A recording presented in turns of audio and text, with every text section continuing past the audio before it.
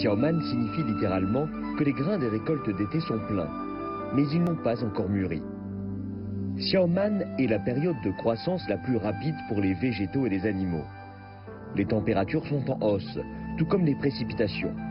La saison estivale débute alors dans toutes les régions du pays. Dans le delta de la rivière Yangtze, en Chine, la plaine Hangjiahu est la célèbre région natale des vers à soie. Le jour de Xiaoman tombe au début de l'été, qui est la saison la plus fertile pour les feuilles de mûrier. Les agriculteurs des vers à soie choisissent le dernier lot de feuilles de mûrier. Comme dit le proverbe, le ver à soie ne mange pas de petites feuilles de la période solaire de Xiaoman. À cette époque, après que le dernier lot de feuilles de mûrier a été mangé par les vers à soie du printemps commencent à coconner et attendent d'être cueillis pour le dévidage. Selon la légende, Xiaoman est le jour de la naissance du ver à soie. Cette période de l'année est toujours la plus occupée pour les cultivateurs de ver à soie du Jiangsu et du Zhejiang.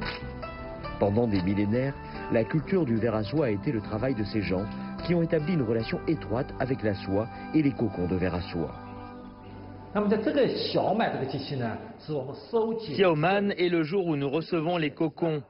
La quantité de cocons de ver à soie reçus à cette époque représente la moitié de la production totale de l'année, de sorte que la production est la plus élevée.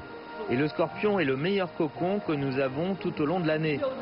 Il a les plus grosses particules, le plus long fil et la meilleure qualité qui peut garantir le dévidage du ver à soie ininterrompu.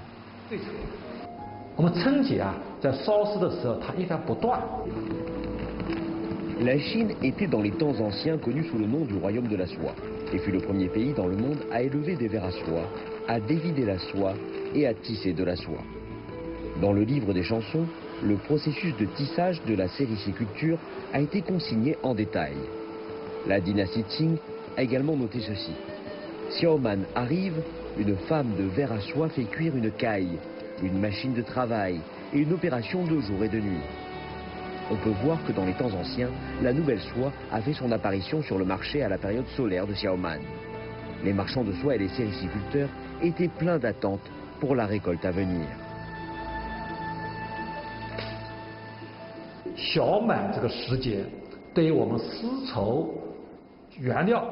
Xiaoman est une période importante pour toute l'industrie de la soie. Le cocon de ver à soie constitue uniquement un élément de l'industrie de la soie. Il y a également le dévidage, le tissage, la teinture, etc. Par conséquent, même si le cocon du ver à soie a une récolte abondante, cela n'implique que l'année sera bonne pour l'industrie de la soie.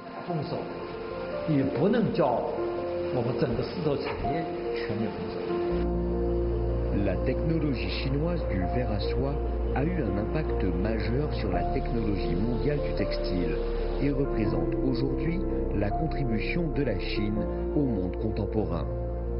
Avec le développement de l'initiative Ceinture et Route, la technologie séricicole de la Chine va s'épanouir, prendre racine et produire des résultats dans plus de pays.